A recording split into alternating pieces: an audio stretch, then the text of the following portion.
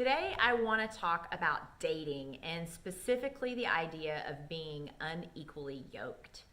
There are a lot of failing and failed marriages out there, unfortunately, even in the church. And so I think it can make us believe that the Bible's ideas about relationships are archaic and irrelevant. Like, if we don't live together before marriage, how are we going to know if our marriage is going to make it? If we don't sleep together before marriage, how do we know if we're going to be a good fit? And so I want to specifically unpack one of these ideas, the idea of being equally yoked. So what does that even mean? Here's the verse. It's found in 2 Corinthians. Do not be yoked together with unbelievers. For what do righteousness and wickedness have in common? Or what fellowship can light have with darkness? This passage is actually about idolatry, but it's often used to encourage Christians not to marry non-Christians. So I actually want to take it a little bit of a step further. Picture the yoke that connects two animals, horses or oxen or donkeys, together to pull a load. If they're unequally yoked, then one of the animals is going to be stronger or larger than the other animal, and it's actually going to end up over time pulling more than its fair share of the load. And it's going to deplete the energy of that animal. Sometimes it will even end up not just pulling the load, but pulling the other animal along. The idea of equally yoked means two animals that are of relatively equivalent strength. If they're of equal strength, then the two of them together can pull that load more efficiently and effectively than either of them could have done alone. They may be even able to pull more than they could have done alone. And that's what the ideal marriage is supposed to be like. Two people who are of roughly equivalent strength, able to do more together than they could have done on their own. And so, in my first marriage, I did marry a Christian, but I would say we were not equally yoked. He wasn't really a spiritually strong person. He didn't really have a lot of the same convictions that I did. I was young and I had stars in my eyes. I really didn't marry him for who he actually was at that time. I married him for potential that he ended up not really wanting to aspire to reach. He was really content with where he was, and I wasn't. So I ended up pulling way more of the load. I think part of the problem is that when we date, we're the best versions of ourselves, right? We're giddy and excited and we feel all the in love feelings, and we all know this, but it's so easy to fall into the trap of wanting to impress and, not really remembering that other person is wanting to impress. And we can't anticipate that there could be a day down the road that person we're in love with might argue with us because we want to tithe, and they don't see the point of that, and they accuse us of taking money away from the family finances. Or maybe we can't see that one day we're going to want to get our kids in church, and that person is not going to want to do that, and we're going to drag the kids to church alone and look around at all the other married couples and feel like the single parent with the kids in church.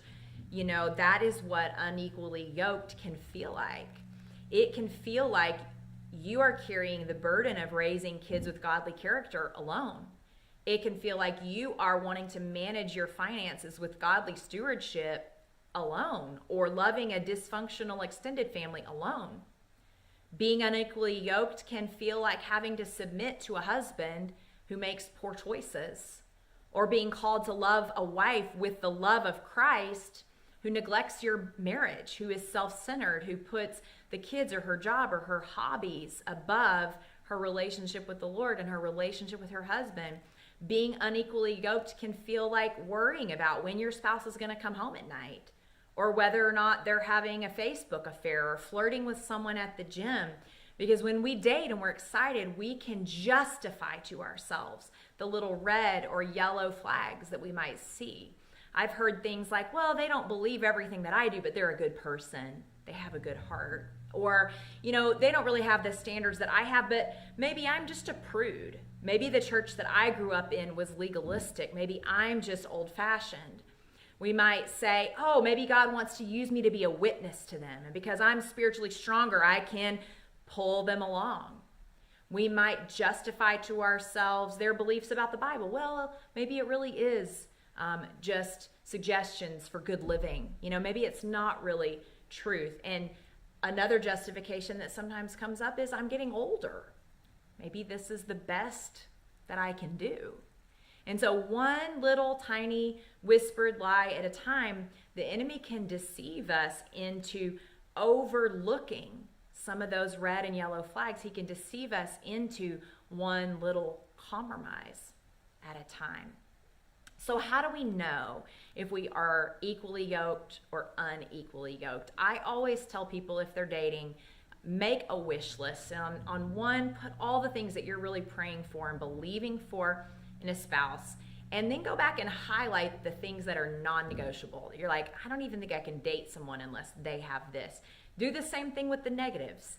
Everybody has faults, but there's going to be some things that you would say, for me, this is a non-negotiable. I can't marry someone who has XYZ. And that way, once you enter into a dating relationship and you've got all those feelings going, you have a bottom line to kind of move back to and say, well, yeah, when I was clear thinking, I said this was important to me. I think it actually still is important to me. And so therefore, maybe this isn't a relationship that I want to continue with. I would say listen to what trusted friends and advisors in your life have to say.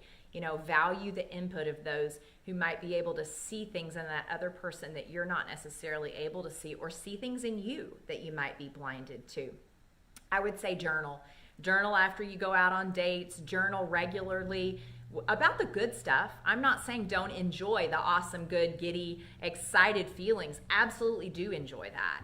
But just also simultaneously use wisdom. Be aware of some of those differences that the two of you might have. Date long enough to do some hard things together, to disagree about some things, to see them on a bad day or a stressed out day, for them to see you on a bad day or a stressed out day. See how they respond to conflict, how the two of you do conflict together. And if you are dating the wrong person, it's not ever too late to graciously and gently end the relationship. Please take it from the girl who once did it the wrong way, the romantic stars in your eyes, romantic comedy way. And instead, do it God's way. Seek godly counsel, pray, walk with wisdom, because God's way really is the best way. And in the end, I believe that for you, it will be worth it. He can send that right partner that he has out there for you, with whom you're going to be equally yoked, a relationship that would be a blessing to you. You are his beloved child, so please don't settle for less than his best.